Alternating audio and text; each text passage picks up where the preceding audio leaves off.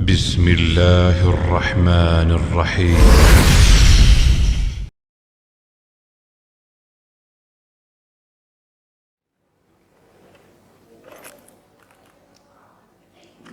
Bismillahirrahmanirrahim.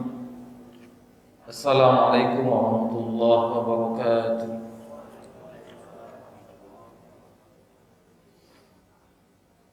Alhamdulillahi rabbil alamin. Wal 'aqibatu lil muttaqin wala 'udwana illa 'alal zalimin. Asyhadu an la ilaha illallah wahdahu la syarika lah. Asyhadu anna Muhammadan abduhu wa rasuluh. Allahumma fassalli wa sallim ala hadzal nabiyil karim wa ala alihi wa ashabihi ajma'in. Alhamdulillah, kita bersyukur pada Allah Subhanahu wa taala di kesempatan pagi hari yang berbahagia ini kita diberikan kemudahan, kesehatan oleh Allah Subhanahu wa taala sehingga kita dapat mengadakan majelis sesuai dengan yang direncanakan, pembahasan dasar sebenarnya yang akan kita pelajari di kesempatan pagi hari ini.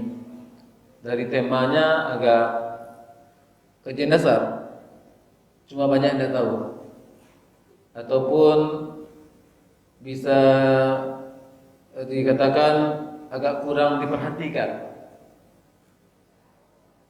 Dan ini belum mengkaji tentang hukum-hukum tajwid,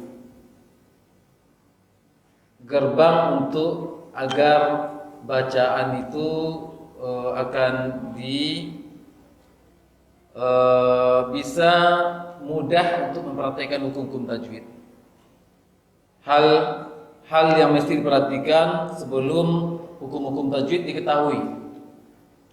Namun sebelumnya Anda akan sampaikan motivasi mukadimah tuh ibu-ibu dan ikhwan semuanya tentang pentingnya kita mempelajari tajwid. Walaupun di sebagian besar antum yang hadir sini sudah hadir dalam majelis tahsin, cuma kata kunci di sini adalah penting. Kata kunci di sini penting. Dan wajah-wajah antum kan udah hadir majelis tahsin sebenarnya. Ya, wajah-wajah antum udah sering hadir majelis tahsin. Namun tema ataupun subtema untuk mukadimah di kesempatan awal ini akan tekankan pentingnya mempraktikkan tajwid dalam bacaan Al-Quran Karim. Karena sesuatu yang akan dipraktikkan tidak mungkin akan bisa dipraktikkan tanpa dipelajari. Tidak ada panduannya, apa yang mau ditiru? Tidak ada panduannya apa yang mau dipraktikkan. Jadi pentingnya mempraktikkan tajwid dalam baca Al-Quran, otomatis kalimat yang tersimpan di situ adalah pentingnya mempelajari tajwid. Pentingnya mempelajari tajwid. Kita ambil perkataan dari Al-Imam Ibnul Jazari rahimahullahu taala. Belum ada di buku ya, di buku belum ada. Di buku belum ada. Mukadimah ataupun penyampaian Imam Ibnul Jazari rahimahullahu taala dalam kitab beliau Mukadimah Matan Jazariyah atau Matan Mukadimah Jazariyah. Beliau mengatakan di bab tajwid, wal akhdhu bitajwidi hatmun lazimu man lam yujawwidil qur'ana athimu. Dan mengamalkan tajwid dalam membaca Al-Quran hukumnya wajib secara mutlak bagi setiap muslim yang mukallaf. Muslim sudah terbebani dosa dan pahala. Man lam yujawwidil qur'ana athimu. siapa saja yang sengaja mengamalkan atau tidak mengamalkan tajwid ketika baca Al-Quran, maka dia berdosa. Sengaja ini dua versi. Ima dia sudah tahu hukum tajwid tapi melalaikan, itu sengaja. Atau dia tidak tahu ilmu tajwid, tidak tahu kaidah-kaidah tajwid, kemudian tidak mau belajar, itu sengaja. Sengaja tidak membaca Al-Quran dengan tanpa tajwid. Jadi dua-duanya sengaja ya. Nah, lain lagi yang dikatakan malam bijawidil Qur'ana athimu, siapa saja yang sengaja tidak mengamalkan tajwid ketika membaca Al-Qur'anul Karim, maka dia berdosa. Sengaja dua versi di sini, dua bentuk. Sengaja dalam bentuk dia sudah mempelajari hukum tajwid, cuma melalaikan, tidak perhatikan dalam bacaan Al-Qur'an kaidah-kaidah tajwid, terutama lagi kaidah-kaidah dasarnya tentang makhrajnya, tentang sifatnya kurang diperhatikan, maka dia berdosa. Sengaja yang kedua adalah dia seorang muslim membaca Al-Qur'an, sudah tidak tahu ilmu tajwid, tapi tidak mau peduli, tidak mau belajar, maka ini tergolong sengaja. Memang ada hadis Nabi SAW mengatakan orang yang terbata-bata membaca Al-Quran mendapatkan 2 pahala. Memang iya. Tapi jangan digolongkan kita semuanya orang yang tidak belajar akan dapat pahala semuanya selagi baca Al-Quran. Bukan seperti itu pemahamannya. Setiap orang membaca Al-Quran mendapatkan pahala. Kalau terbata-bata mendapatkan 2 pahala bagi orang yang mau belajar. Tapi tidak peduli sama sekali, tidak abai sama sekali dengan mempelajari tajwid, maka dia berdosa. Karena tajwid ada level-levelnya, nanti anak sampaikan. Dosa itu di mana? Digantung dosa. Ada yang dosa, ada yang tidak mempelajarinya kurang sempurna, berarti itu sunnah.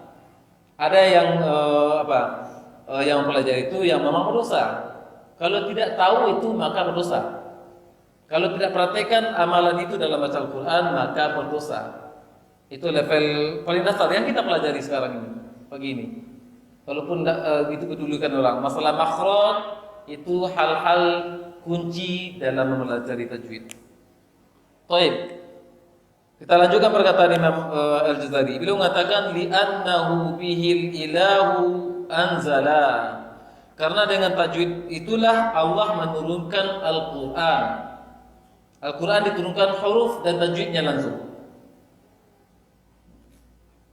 Al-Quran diturunkan oleh Allah huruf dan tajwidnya. Pengucapannya langsung Allah mengajarkan. Jadi pengucapan mim yang betul, pengucapan waw yang betul, pengucapan mad yang betul, itu langsung dari Allah, bukan karya Nabi Muhammad SAW. Yang 6 rakaat, 4 rakaat, walaupun waktu Nabi Al-Quran turun awal kepada Nabi Muhammad SAW tidak ada aturan 4, 6. Prakteknya ada. Prakteknya ada. Bukan Nabi SAW yang mengaturnya. Karena dalam bahasa Arab tidak ada aturan tersebut. 6 rakaat, 4 rakaat tidak ada timbangannya dalam bahasa Arab. 6 rakaat, 4 rakaat, 2 rakaat dalam tajwid. Dalam praktek Al-Quran dikonseplah oleh para ulama beberapa generasi setelah Nabi SAW meninggal. Cuma prakteknya sudah ada. Oleh karena itu aturan mad 4 rakaat, prakteknya aturan mad 6 rakaat, aturan dengung sekian dengung begini itu langsung dari Allah SWT. Karena dikatakan li'annahu bihil ilahu anzala. Dengan tajwid itulah Al-Quran diturunkan oleh Allah SWT. Wa hakada minhu ilaina wasala. Dan seperti itu juga Al-Quran sampai kepada kita. Wa huwa aidan hilyatut tilawati wa zinatul ada'i wal qiraati. Dan tajwid itu juga merupakan penghias dan yang memperindah bacaan Al-Quran. Jadi bacaan Al-Quran indah bukan dengan suara yang merdu. Indah bukan suara dengan suara yang ya mantap didengar orang suaranya, bukan. Tapi Al-Quran itu indah dengan tajwid. Di sini ada 3 istilah. Ada tilawah, ada qiraah dalam syair tadi. Wa huwal aidan hilyatut tilawati wa zinatul ada'i wal qiraati. Ada istilah tilawah, ada istilah qiraah.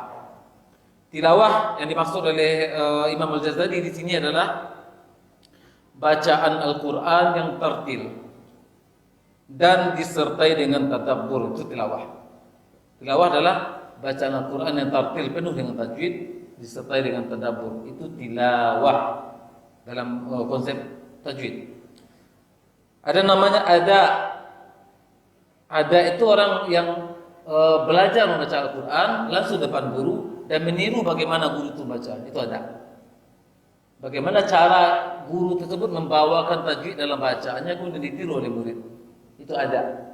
Ya, bacaan Al-Quran dengan cara talaqi, langsung berjumpa, musyafahah, murid dengan guru berjumpa langsung, kemudian ditiru oleh murid cara bacaan guru dari konsep tajwid yang sudah dipelajari, itu ada. Ya. Kemudian ada namanya istilah qiraah. Qiraah adalah bacaan Al-Quran secara umum. Baca Al-Quran. Selagi sudah baca Al-Quran itu qiraah. Ya. Jadi bukan setiap orang yang baca Al-Quran dia tilawah. Ya. Kalau dalam secara bahasa sama mungkin. Jadi bukan setiap orang yang membaca Al-Quran dia sedang bertilawah.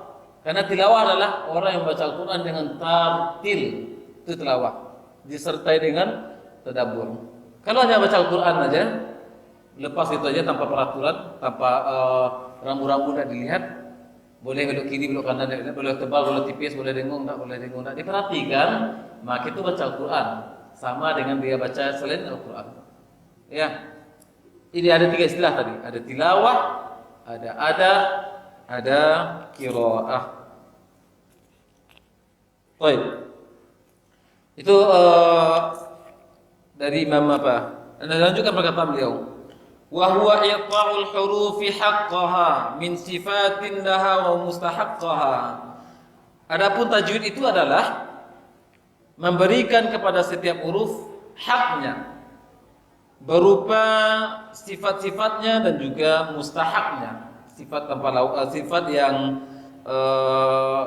cabang untuk huruf. Kemudian waraddu kulli wahidin li aslihi, mengembalikan setiap huruf ke asalnya, maksudnya mengeluarkan huruf tersebut dari asalnya. Dari mana asal huruf? Dari makhrajnya. Setiap huruf ada makhrajnya.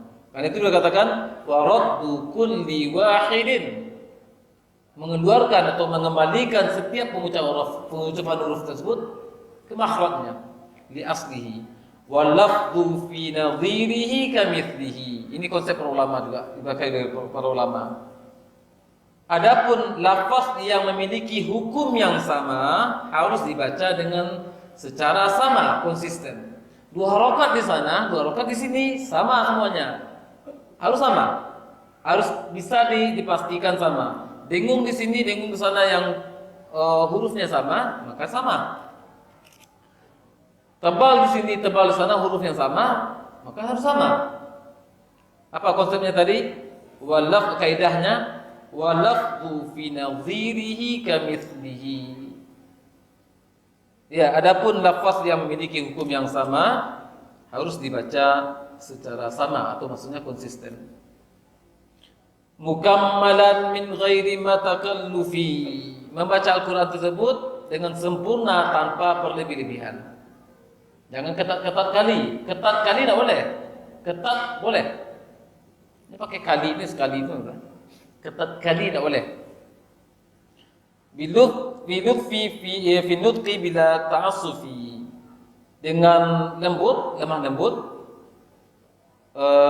Namun tanpa asal-asalan dalam bacaannya. Intinya tidak akan mungkin seorang muslim dan dapat mencapai level yang tadi. Level apa? Mukammilan min ghairi ma takallufi, membaca Al-Quran tersebut sempurna tanpa berlebihan. Siapa yang mengukur berlebihan atau kurangnya? Siapa yang akan bisa mengukur bacaan dia berlebihan tajwidnya atau kurang level tajwidnya? Kalau dia tidak belajar. Ukuran ada tak termometer apa namanya?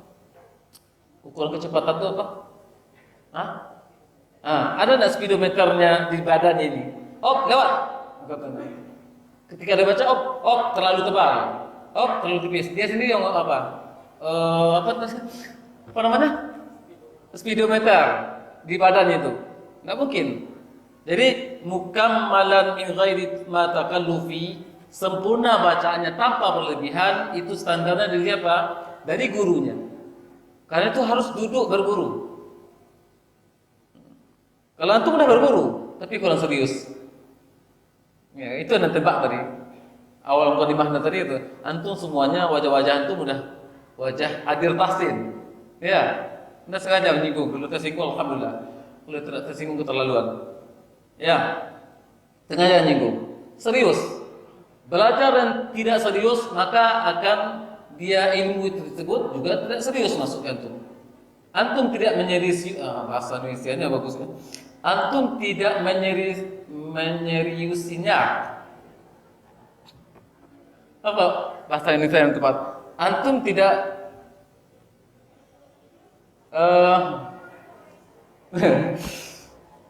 antum tidak Anda tahu apa kata gantinya apa ya? Fokus enggak? Bukan fokus Anda maksud. Tidak, antum tidak bersungguh-sungguh dalam belajar tajwid, karena antum tidak bersungguh-sungguh, ilmu tersebut juga enggan bersungguh-sungguh pada antum. Ilmu itu makhluk enggak? Kok bingung pula antum? Ilmu itu makhluk enggak? Ilmu yang sampai ke antum itu makhluk enggak? Yang enggak makhluk ya Allah Khaliq. Yang ilmu yang sampai ke pikiran itu makhluk enggak? Semua yang ada di dunia selain Allah itu makhluk. Semua yang ada di dunia udara ini, gelombang suara itu, atau ilmu yang enggak nampak barang itu namanya makhluk. Pokoknya selain daripada Allah makhluk. Nah, ilmu itu makhluk, antum makhluk. Antum enggan atau kurang bersungguh mempelajari tajwid tersebut, ilmu juga enggan kan antum. Antum cuek, ilmu juga cuek. Ya, enggak masuk ke antum. Karena itu tembakan anak tadi, bidikan anak tadi ke antum. Kalau orang dengar rekaman itu orang yang sudah belajar, ini orang dua ya, anak 7 nanti. Orang yang sudah belajar, tidak serius, datang sekali sebulan, udah sekali sepekan belajar, sekali sebulan pula datang. Ya, nah mudah-mudahan tersinggung, tidak tersinggung keterlaluan antum. Ya, jadwalnya sekali sepekan, datangnya sekali sebulan. Dalam setahun antum datang 12 kali. Dalam setahun enggak juga ya, karena Idul Fitri, Ramadan libur. Berarti 10 kali antum datang. Dari 10 kali yang serius 5 kali. Dari 5 kali itu yang masuk ya otak antum, yang benar-benar masuk cuma 2 kali. Jadi kalau antum tidak serius, ya ilmu juga tidak serius masuk antum. Kemudian di sini, ini tembakannya, ini lebih tajam lagi kan antum. Ya, kata Imam Ghazali, wa laisa bainahu wa bainat tarkihi illa riyadatun ri'in bifakkihi. Dan tidak ada perbedaan antara orang yang mempelajari tajwid dan orang yang meninggalkan untuk mempelajari tajwid, kecuali latihan seseorang dengan lisannya dan lisan gurunya. Agak lembut ya bahasanya. Kalau susunan bahasa itu agak lembut. Anda cari yang kasar. Ya, antum udah setiap sekali sepekan datang tahsin. Udah serius pula antum mendengarkan keterangan sepertinya. Tapi tidak pernah latihan di rumah, tidak pernah berlatih di luar majelis. Di dalam majelis saja latihan terus. Itu pun kalau konsentrasi, kalau dalam belajar terpikir pula utang di luar, itu konsentrasi lagi kan. Maka antara antum yang duduk di majelis dengan orang di luar yang tidak peduli ilmu tajwid, sibuk jualan dan peduli dengan agama, tapi ada juga yang baca Al-Quran. Nah, antara antum dengan orang tersebut di luar itu sama. Apa samanya? Ya sama-sama baca Al-Quran aja. Yang bedakannya apa? Yang bedakan ini, illa riyadhatum ri'in bifaqih, kecuali orang yang selalu melatih lisannya ini untuk apa? Kalau Anda absen masing-masing antum satu persatu, setiap hari berapa porsi waktu antum berikan untuk melatih pelajaran yang dipelajari di majelis, lihat di rumah. Setiap hari. Kita hidupkan setiap hari. Jangan apa, mungkin tuh Al-Quran ini sekali seminggu saya jadwalkanlah untuk apa? Itu pilih bahasa Indonesianya. Ya, pilih. Bahasa Minangnya. Ya, pilih bahasa Minang. Kikir. Nah, kalau untuk kikir, itu namanya tadi. Kalau itu tidak serius, ilmu juga tidak serius masuknya itu. Berlatih. Kayak orang olahraga, sekali sebulan, sekali 3 bulan mungkin fitnessnya, ya fitness. Sekali 3 bulan, habis fitness itu demam itu. Pegal-pegal badan itu. Ya. Raki-raki bahasa Indonesianya. Rangki bahasa Indonesianya. Jadi itu juga lidah. Ketika antum jarang melatih, baca ghain aja payah antum. Ghain. Ghairil maghdubi alaihim. Ghairil maghdubi. Kata gurunya ghairil maghdubi alaihim. Payah dia apa? Rangki lidahnya itu, pegal-pegal lidahnya itu. Itu dia. Itu mukadimah. Yang lebih tajam ya. Mudah-mudahan tersinggung, tidak tersinggung keterlaluan itu. Ya, keterlaluan. Berikutnya kita bahas tentang lahan. Sebelum masuk materi ya, materi ini bisa apa? Kita berikan materi sampai jam 10 kita berikan mukadimah dulu tentang lahan.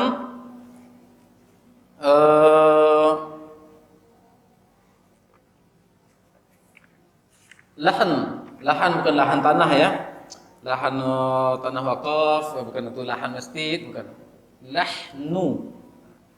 Lahan dikatakan oleh para ulama adalah al-khata'u awil milu, kesalahan atau menyimpang, anis shawab, dari praktik yang benar, fil qiraati, menyimpang atau salah dalam membaca di sini dalam membaca Al-Qur'anul Karim, itu menyimpang. Lahan terbagi dua, lahan jali, lahan khafi. Di antara jalan jali adalah lahan jali itu kesalahan yang orang awam pun akan tahu. Kesalahan dalam baca Al-Quran yang orang awam pun tahu. Di antaranya apa? Merubah harokat, dhammah jadi kasrah, kasrah jadi fathah, atau merubah huruf. Ini yang gawat. Merubah huruf ini kebanyakan dari kaum muslimin yang tidak belajar tidak menyadari ini. Zal dibaca zai, ya, sin baca shin, shad baca shin, ihdinas shiratal mustaqim, itu banyak orang baca. Mungkin di antara duduk di sini ada. Ya, ihdinas shiratal mustaqim. Ya. Allazi yuwaswisu fi sudurin nas. Allazi siratal ladzina an'amta 'alaihim. Zal dibaca zai, dan itu kesalahan jali. Di antara kesalahan jali adalah juga huruf sukun dibaca berharokat. Huruf berharokat dibaca sukun. Ada orang baca faja'alahum ka'asfim ma'kul, faja'alahum. Itu yang kita pelajari pagi ini. Ya, faja'alahum, maka dia mensukunkan huruf berharokat. Apa beda sukun dengan harokat? Itu yang akan kita pelajari nanti. Prakteknya. Antum sudah tahu mana yang sukun, mana harokat. Antum sudah tahu. Prakteknya itu yang agak khabur. Baik. Kesalahan jadi yang berikutnya adalah menghilangkan huruf. Faja'alahu, hu-nya hilang kadang-kadang. Ya. Ataupun ya tidak terucap hurufnya. Dia baca seperti ini misalnya, yang menghilangkan huruf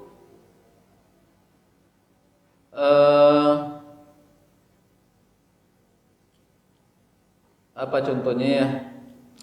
Ya itu banyak contohnya kan. Kan antum memperhatikan insyaallah. Banyak contohnya menghilangkan huruf. Pokoknya yang tertulis dia huruf itu ada, cuma tidak dibaca. Hamzah sering apa? Muminin, muswadah. Seharusnya muswadah. Kemudian hukum lahan jali haram. Hukum lahan jali haram sepakat seluruh ulama. Ulama qiraatkah atau ulama fikihkah sepakat. Kesalahan jali, menghilangkan huruf, mensukunkan yang marokat, menukar huruf itu haram. Haramnya bukan haram tajwid atau dalam terlalu tajwid, tapi haram secara mutlak. Haram secara mutlak menukar huruf. Karena di sini katakan yuharrimu bi ijma', haram secara ijma'. Haram di sini apa? Bukan setiap salah, tapi haram di sini haram jika disengaja. Mana yang sengaja tadi? Dia udah tahu sengaja salah, haram. Dia tidak tahu hukum tajwid tapi tidak mau belajar, masuk dalam haram tersebut. Ya. Ada lahan yang kedua, lahan khafi, tersembunyi. Ada tersembunyi itu hukum-hukum tajwid, masalah hukum tajwid.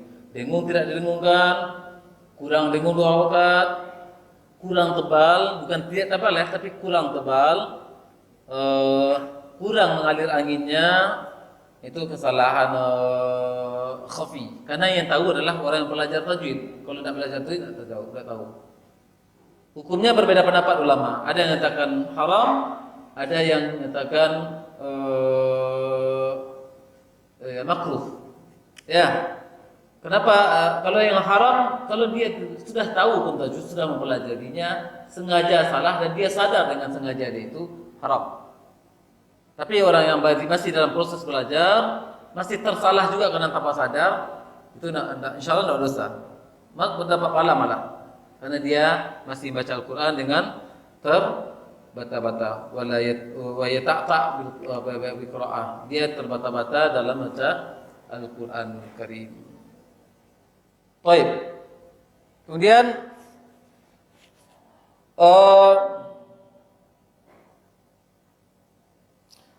dari mukadimah tadi banyak kali jenis kesalahan tadi. Apa yang mesti awal untuk pelajari?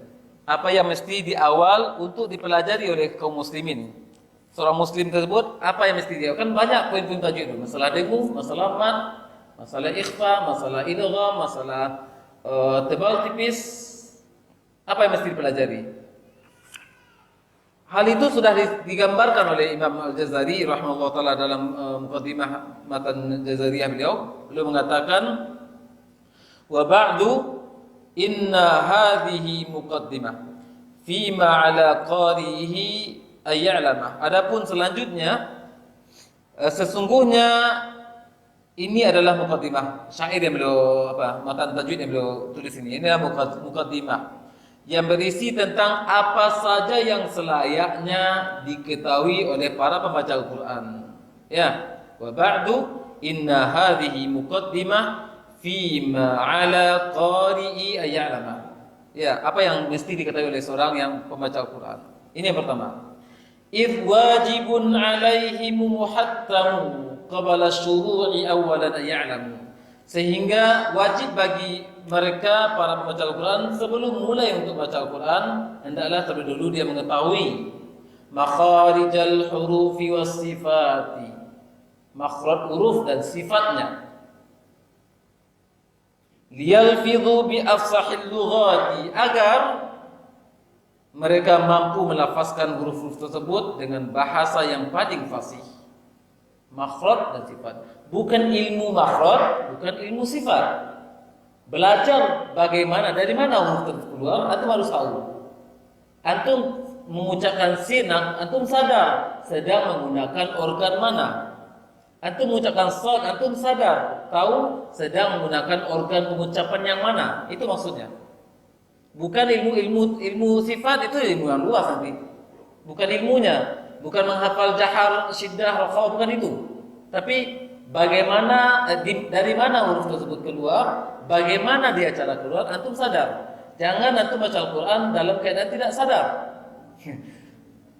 Ya, antum baca Al-Quran dalam keadaan antum sadar sedang baca Al-Quran, tapi antum tidak sadar sedang menggunakan apa antum.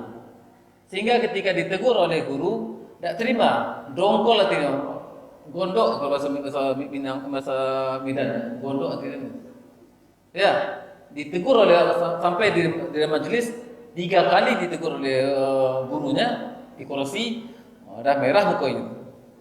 Ya, mudah-mudahan di sini tidak ada yang seperti itu. Itu apa namanya penyakit dalam belajar. Jangan dipelihara. Ya, karena guru menegur sesuai dengan standar. Insya Allah guru-guru yang kenal guru tajwid, tidak ada guru-guru yang balas dendam ke murid. Dan dulu dia ajab, tidak adab ya, ajab. Dan dulu ajab dari guru dia apa? Ini membalik ke guru, gitu. Membalas guru. Tidak ada, kecuali di pondok pesantren mungkin.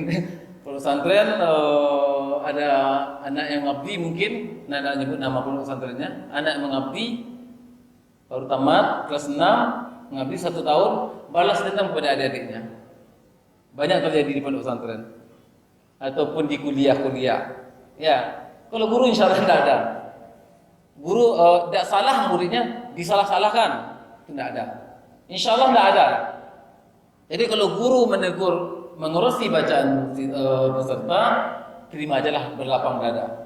Kalau ada dongkol dalam hati, hilangkan, lawan dongkol itu. Ya, ini salah-salahan ke Ustaz.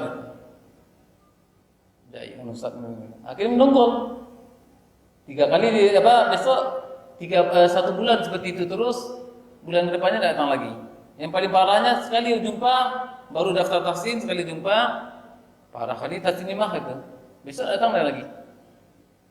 Itu penyakit orang yang sok pandai. Enggak apa, nak kasar sedikit ya. Kenapa sok pandai? Udah ditegur oleh gurunya, dia berdatang ke situ untuk belajar, dikoreksi oleh gurunya, tidak terima teguran gurunya. Itu sok pandai. Kenapa sok pandai? Menurut dia yang baca yang disalahkan tersebut, bacanya aman-aman aja kok disalahkan guru. Berarti dia lebih tahu daripada gurunya. Itu ciri-ciri khas penuntut ilmu tahsin yang sok pandai. Ya, catat ya, sok pandai. Kemudian bilang sok pandai. Karena itu dongkol-dongkol itu jangan. Kemudian yang mesti pelajarilah makhraj dan sifat huruf. Bagaimana cara pengucapan huruf. Masuk di sini masalah materi yang akan kita pelajari. Materi yang akan kita pelajari, udah pas jam 10 kan? Silakan buka. Karena kita hal yang mesti standar awal yang dipelajari oleh seorang pelajar tajwid, tahsin Al-Quran adalah hal makhraj dan sifat huruf. Makhraj dan sifat huruf.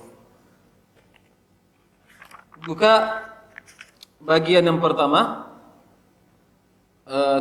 tajwid al-muyassar yang pertama, mengenal cara praktek harokat yang tepat. Harokat.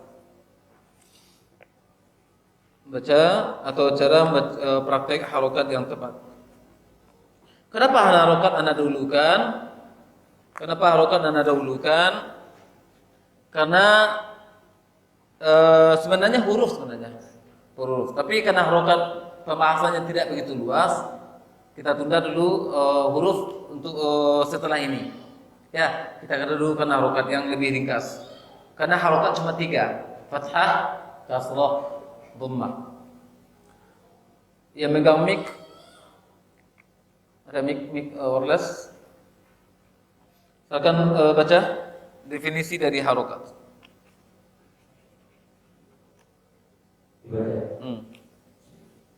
Definisi harokat: bergerak, yaitu menggerakkan atau memindahkan huruf-huruf dari makhraj aslinya ke makhraj lain.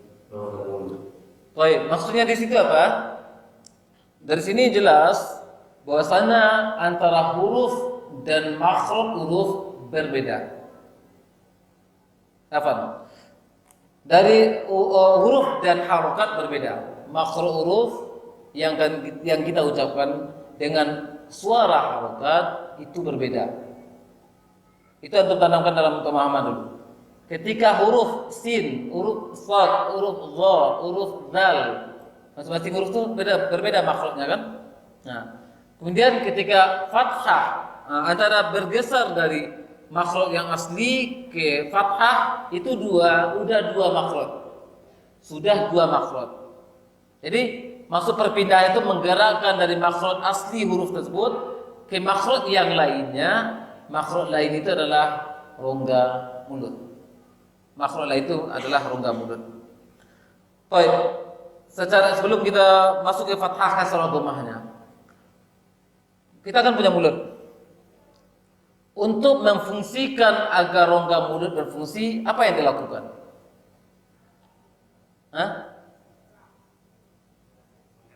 Cak, ketika tutup mulut berfungsi tidak rongga mulut? Nah, untuk memfungsikan rongga mulut, apa yang dilakukan? Bahasa Indonesia aja, bahasa Minang membuka. Nah, nantilah mau membuka lebarkah, membuka ketekkah, membuka apa terserah nanti. Penting bergerak dari makhraj asli ke makhraj ke rongga mulut. Intinya untuk harokat yang tiga tadi adalah permainan rongga mulut. Jadi ketika kita mempelajari harokat sekarang ini, kita secara tidak langsung mempelajari dari mana mat itu keluar. Suara panjang. Bahasa pepatah apa? Sekali mendayung, 2-3 pulau terlewatkan. Akan bisa langsung nanti. Kalau bagus pengucapan harokat ibu-ibu dan ikhwan semuanya, insya Allah matnya akan bagus. Pengucapan matnya, bukan kadar matnya. Kadar mat itu masalah hukum tajwid nanti. Matnya akan bagus. Kualitas matnya akan bagus nanti. Fathah kasrah dhammah nanti. Jadi harokat adalah makhraj asli, perpindahan dari makhraj asli ke makhraj yang berikutnya. Makhraj yang lainnya maksudnya apa? Rongga mulut. Tapi ada aturannya antara fathah, kasrah, dhammah berbeda cara perlakuannya. Yang penting tetap tujuannya adalah rongga mulut. Jadi kalau membaca Al-Quran, membaca Al-Quran, bukan mengingat Al-Quran. Ketika membaca, dia ingin baca Qul a'udzu birabbin nas, kemudian membaca enggak? Itu bahasa Jawanya apa maksudnya Mas Agung? Apa namanya? Bukan. Atau jawab bahasa apa? Apa bahasa Jawanya? Ingat apa? Eling. Ya. Dia baca a'udzubillahi minasyaitonir rajim enggak keluar. Dukun main itu ya. Ya, itu apa? Eling. Ya, bukan. Baca Al-Qur'an harus gerak. Nah, berpisah itu. Ya. Cuma caranya antara fathah, kasrah, dhammah berbeda. Penting tujuannya adalah dari makhraj pindah ke rongga mulut. Itu dulu. Harokat adalah memindahkan suara pengucapan dari makhraj asli huruf yang kita ucapkan tersebut ke rongga mulut. Intinya makhraj itu memindahkan suara dari makhraj asli ke rongga mulut. Tujuannya rongga mulut itu. Bukan ke bibir, rongga mulut. Iku muncul mulut. Nah, pengucapan harokat bukan ke mulut. Jangan mulut secara luas ya. Ini bibir muncul. Bibir. Alhamdulillahirabbil alamin arrahmanir rahim maliki yaumiddin. Nah, membaca enggak? Dia membaca. Ya. Ada imam yang enggak bergerak mulut sama sekali. Alhamdulillahirabbil alamin arrahmanir rahim maliki yaumiddin. Dia membaca. Dia membaca itu. Tapi betul enggak bacanya? Salah. salah, jangan ragu. Kalau ada imam seperti itu, jangan ragu menyalahkannya. Alhamdulillah, apalagi kan nampak itu kalau yang mengamalkan zikir jamaah. Gigi itu tidak bisa. Jadi harokat itu bukan ini. Harokat itu tujuannya bukan suara itu aja, tapi gerakan. Harraka yuhariku. Harokat berasal dari kata menggerakkan, bergerak. Kalau antum sekarang lagi sedang duduk di situ, antum katakan bergerak, itu dalam bahasa tajwid nanti antum masih duduk di situ. Coba gerak-gerak ini. Ya. Itu masih sakinah orang tuh. Masih sukun antum di situ. Ya. Atau masih di situ, posisi masih duduk. Masih sukun di situ tuh. Sukun apa? Sakinah. Enggak pindah antum. Nah, namanya bergerak, berpindah dari sini ke kiri. Sedikit aja tuh udah. Itu harokat. Jadi harokat adalah intinya yang dikejar adalah bergerak dari makhluk asli ke rongga mulut. Baik, baca yang fathah. Tunggu sebentar. Anda jelaskan yang di bawah dulu. Jadi harokat ada fathah, kasrah, dhammah. Fathah, kasrah, dhammah. Di bawah ada yang bukan termasuk harokat, sukun, tanwin, tasydid. Sukun bukan harokat. Jadi berharokat sukun keliru ucapan tersebut. Seperti yang Anda gambarkan tadi. Antum mas duduk situ, karena itu sukun bukan mati ya. Jangan huruf mati. Kita walaupun tidak berusaha juga orang pakai istilah itu, cuma tidak cocok dengan makna yang dia apa. Mati itu yang dalam definisi yang kita pahami, mati tidak hidup. Benda mati, ini benda mati. Dari tadi tidak gerak-gerak ya kan? Berbunyi tidak, taruh aja air situ. Nah, taruh di situ. Berbunyi tidak dia? Ada ngapa-ngapain tidak dia di situ? Nah, itu yang mati itu. Sedangkan sakinah bukan itu. Sukun atau sakinah dalam bahasa Arab atau bahasa tajwidnya bukan harokat, tapi bukan juga mati. Apa itu sukun? Beradanya pengucapan huruf berada pada makhraj aslinya, itu sukun. Berbunyinya huruf yang berada pada makhraj aslinya, itu sukun. Itu definisi sukun. Catat, di sini tidak ada. Coret aja buku ini apa? Karena udah antum bayar. Coret ini. Ya, buat sini. Sukun adalah berbunyinya huruf namun berada pada makhraj aslinya huruf tersebut. Tidak bergerak kemana-mana. Lawan dari harokat adalah sukun. Berada dia, tapi bunyi pada makhraj aslinya. Baik. Tanwin apa? Tanwin bukan harokat. Tanwin bukan harokat. Tanwin adalah nun sukun secara lafaz yang berlaku ketika wasal saja. Nun sukun secara ucapan lafaz maksudnya yang berlaku ketika wasal saja yang terdapat pada ujung isim atau kata benda dalam bahasa Arab. Itu tanwin. Anda ulang lagi, sukun adalah nun sukun. Tanwin adalah nun sukun yang ada secara lafaz pengucapan yang berlakunya ketika wasal saja yang terdapat di ujung kata benda atau isim nakirah. Bingung pula isim nakirah namanya. Isim aja lah, isim. Nakirah ma'rifah mulai isim aja lah. Ya. Baik, itu tanwin. Jadi tanwin itu atau buat koma berikutnya tandanya adalah harokat double. Jadi harokat double itu bukan tanwin, tandanya aja, alamatnya supaya membedakan dengan yang tunggal. Membedakan dengan yang bukan tanwin. Tanda tanwin apa? Baris 2 di atas, baris 2 di bawah, baris Dua di mana? Satu lagi. Baris dua di atas, baris dua di bawah, baris dua di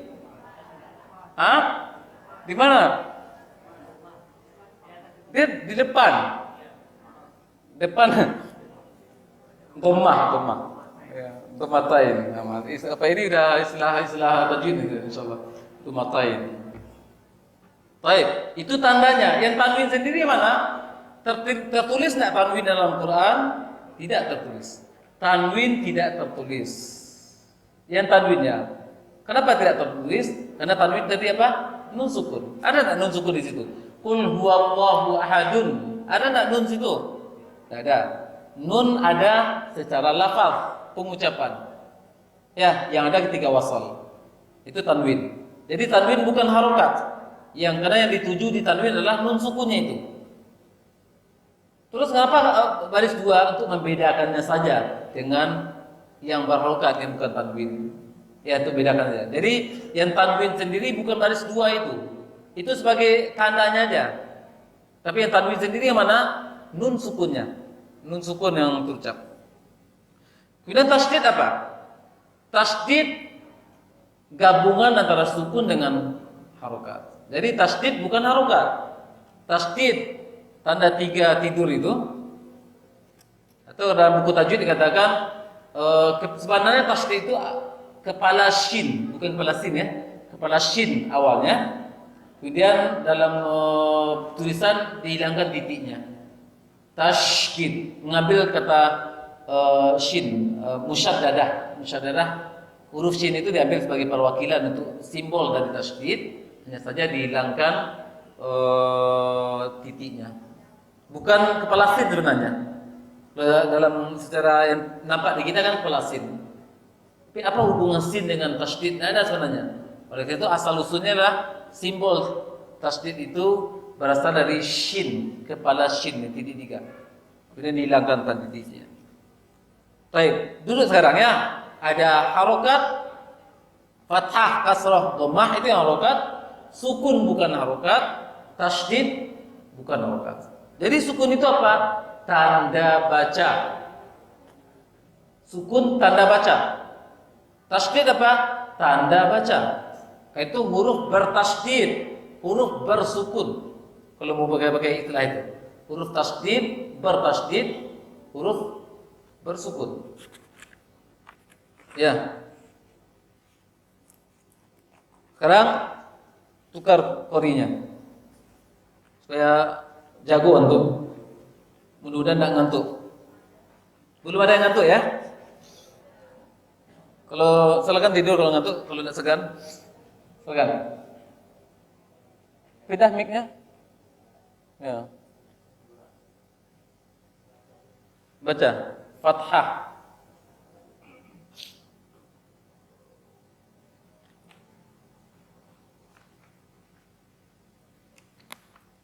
Cepat. Waktu kepet. Mengenal dalam praktek harapan yang tepat, Fathah membuka lengan atas dan bawah ukuran sedang, gampang mengangkat lidah ke arah langit-langit, dan bibir ikut terbuka mengikuti lahan saja. Baik, itu fathah. Semua huruf berpeluang untuk fathah. Ya atau tidak? Semua huruf kecuali alif berpeluang untuk dibaca fathah. Ya. Maka konsepnya sama semuanya. Konsep caranya. Bagaimana ba berpeluang untuk hamzah berpeluang untuk fathah. Ba berpeluang untuk fathah. Shad berpeluang untuk fathah. Kha berpeluang untuk fathah. Jim berpeluang. Semua huruf yang 28 berpeluang untuk diucapkan fathah. Semuanya secara garis besar sama perlakuannya. Ini harus diawasi. Ketika satu huruf bisa untuk mengawasi. Tapi ketika udah berangkai hurufnya, pengawasan kurang. Ya. Mengawas ketepatan fathah itu kurang. Bagaimana fathah tadi? Buka rahang atas. Rahang atas insyaallah itu paham. Rahang atas mana? tempat kukunya gigi bagian atas, ya, semua itu rahang atas. Bagian mulut yang teratas itu rahang atas. Rahang bawah bagian mulut bawah. Kemudian membuka rahang atas dan rahang bawah ukuran sedang. Kalau ngangu gadang, nah itu ngangu gadang, ya, sampai nampak anak lidahnya itu. Nah itu bukan itu fathah. Kemudian kalau dia buka seperti ini, fathah enggak? Belum fathah. Buka sedang. Ukuran sedang ukuran tidak bisa ukur berapa milinya. Karena masing-masing mulut kita berbeda. Ya, ada yang mulut kecil, ada yang mulut lebar, yang besar. Dan itu ukuran sedang, tidak bisa distandarkan ukurannya berapa milinya. Karena ada juga orang yang terlalu detail, kadang berapa mili bukanya Ustaz. Tidak bisa diukur. Ukur aja lah sedang. Kalau mau gadang itu enggak. Nah itu enggak. Kalau itu enggak, belum buka. Buka sedang, bisa ukuran standar kita lah. Tidak menyulitkan antum ketika mengucapkan fathah, tidak membebankan antum, itu lah. Ya, buka sedang dulu. Buka. Ya. Kemudian lidah jangan diangkat ketika fathahnya. Ada juga orang nanya, diangkat lidah gimana cara mengucap huruf? Yang dimaksud di sini adalah ketika fathah itu berbunyi, lidah udah kembali ke aslinya. Lidah akan di rahang bawah. Tidak diangkat. Tidak dimundurkan, tidak dimajukan. Ke aslinya. Ya, buka mulut, lidah diam. Itu fathah. Nah, yang tambahan kalimat yang di ujung itu tambahan saja lagi. Ya, untuk lebih mengenjoykan bacaannya. Mungkin bibir membantu disenyumkan sedikit. Ya, bibir senyumkan sedikit. Tapi kalau tidak bisa senyum, tidak apa-apa lah. Relax saja bibir itu.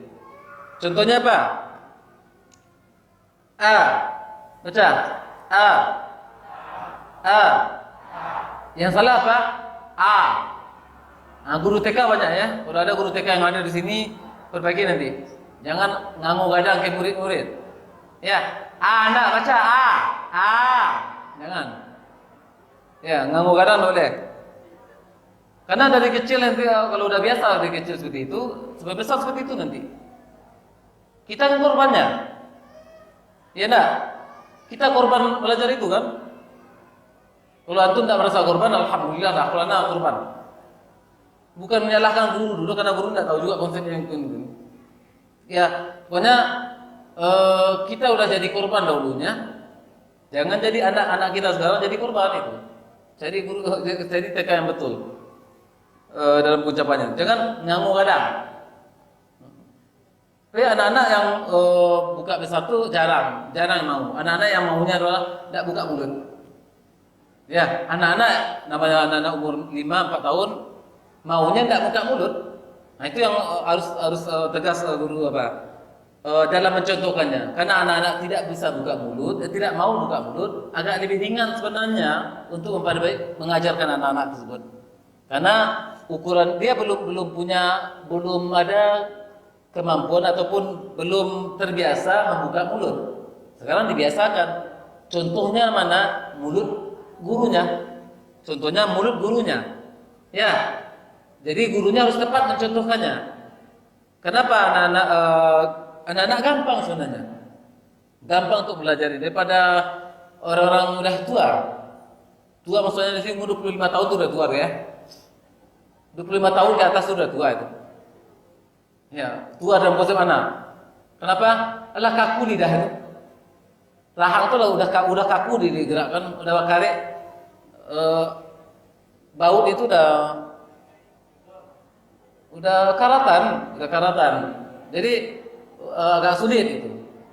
Bukan anak menolak murid, anak malah lebih suka. Karena itu anak mengajar bukan anak-anak mengajar. Nah, orang tua mengajar. Yang kasih minyak bawi itu.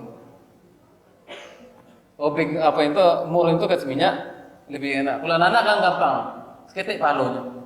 Kenapa seketik? Sekali dicontohkan dia bisa. Tidak ulang lagi untuk mengajar kan? Kata gurunya, kata anak, udah bisa. Kalau orang tua kan enggak. Katanya kata gurunya payah baca itu. Banyak pahala di situ. Kan itu insyaallah anak istiqomah, mudah-mudahan istiqomah mengajarkan tua. Ya, mengajar orang tua daripada ngajar anak-anak. Kan itu ngajar anak-anak salahkan ibu-ibu. Ya, TK. Nanya anak-anak SMP, cita-citamu apa? Jadi guru TK-nya cowok. Jadi itu enggak apa-apa lah. Mudah-mudahan mengikuti langkahnya para tokoh-tokoh pengajar laki-laki itu TK. Jarang-jarang kan, unik itu.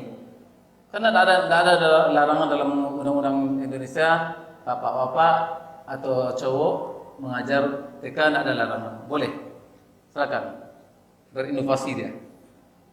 TK, jadi mudah TK itu. Kalau tidak bisa, kalau belum bisa, suruh buka aja. Bagaimana standarnya, ukurannya, ibu-ibu tepat. Karena itu untuk TK bukan anaknya yang dipaksa belajar tajwid, gurunya dipaksa belajar tajwid.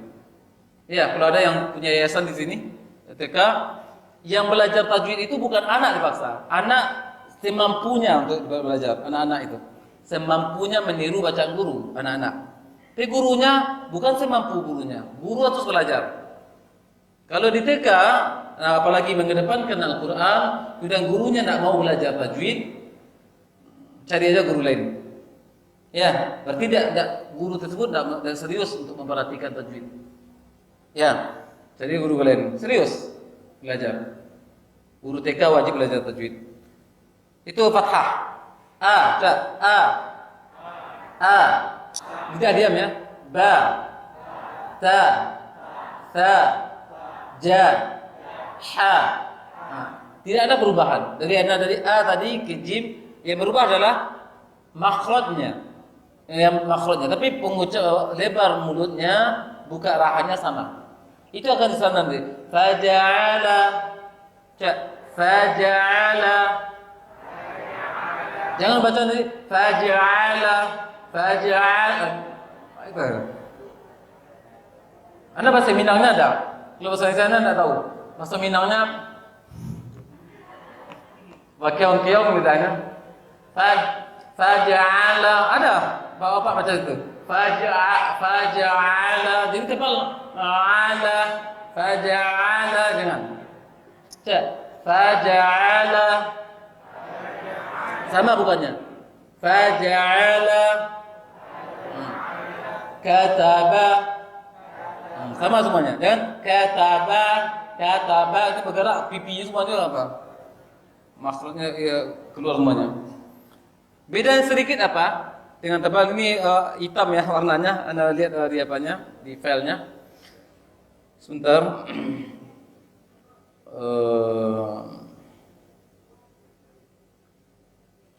Lihat filenya, tulisannya. Anda lupa juga apa yang Anda tulis itu. Kesalahan-kesalahan dalam mengucapkan fathah.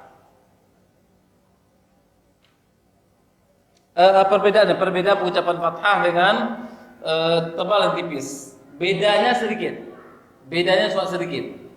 Ketika fathah yang tipis, bibir dianjurkan untuk agak tersenyum sedikit, lebar. Ketika yang tebal, agak ke depan sedikit, tapi tidak bulat, tidak monyong, Ya, ko, ro, kho, so, do, to. Nah, itu ya. Jangan to, so, lo. To, so, lo. Ya. Tasalik. To, so, lo. Ya, kan? To, so, lo. Ya. To, so, lo. Soto. Jangan soto. Ya, kalau soto ya gitu. Soto, soto, sata, ya, itu beda ya, sata, soto. Nah, yang salah apa? Soto. Baik, itu bedanya tebal tipis. Intinya antara fathah yang tebal, fathah yang tipis, buka rahangnya sama. Buka rahang itu sama. Apa itu? Buka sederhana. Bedanya di mana? Di bibirnya sedikit, agak membulat sedikit ketika fathah. Tujuannya apa? Untuk lebih memfokuskan sifat tafkhimnya, tebalnya. Lebih memfokuskan, walaupun fokus tebalnya di dalam sebenarnya. Ya. Baik, kesalahannya. Baca. Kesalahan dalam mengucapkan fathah. Kesalahan dalam mengucapkan fathah. 1. Tidak membuka atau kurang membuka rahang. 2. Terlalu berlebihan dalam membuka rahang ketika mengucapkannya. 3. Terlalu fokus untuk membuka mulut atau bibir dan tidak memperhatikan dalam membuka rahang. 4. Bercampur dengan suara E atau O ketika membaca huruf tipis. Huruf tipis ya, kalau huruf tebal bercampur O sedikit dan salah. Ya, tebal. So, enggak apa-apa. Ini boleh itu so, monyong. Tapi kalau tipis, misalnya noro, finnari, finnar, finnar, adaban nar, dan nor. Ya. 4 poin ini, 4 kesalahan ini perwakilan saja dari banyak kesalahan. Ini perwakilan saja dari banyak kesalahan. Dan ini tidak berhubungan dengan makhraj, tapi fathahnya. Terlalu membuka seperti yang Anda bayangkan tadi. Ngangu gadang tadi. Ngangu gedang. Ya. 2, terlalu berlebihan kalau yang pertama membuka kurang ya, dan buka. Pemalih. Bari ini lidahnya. Buka dulu besar. Kalau anak punya peserta seperti itu, langsung pada depan anak suruh buka. Masuk jadi pas itu Pak. Buka. Setelah buka itu kurang dikit Pak. Ya. Masuk 2 jari itu. Yang malih-malih buka mulut itu. Bari itu langsung buka mulut itu. Buka mulut. Masukkan jari ya.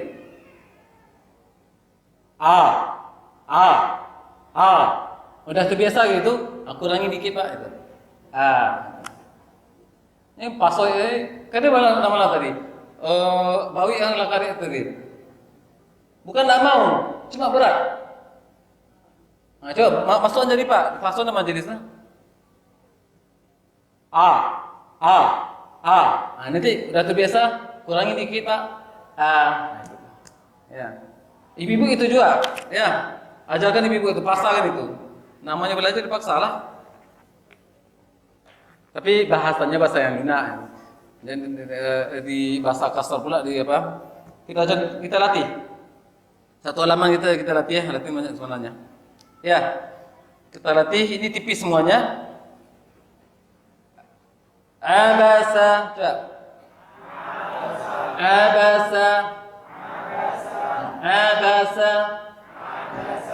Semuanya ibu-ibu. Abasa. Wajada. Ja'ala. Lihat, mulut anak bergerak tak? Dari ja ke ain, Ja'ala jangan. Nanti pada tim mulut sendiri ya. Ja'ala. Dan ja'ala ala tebal lagi. Ja'ala. Sabata. Kataba. Sajada. Za'a.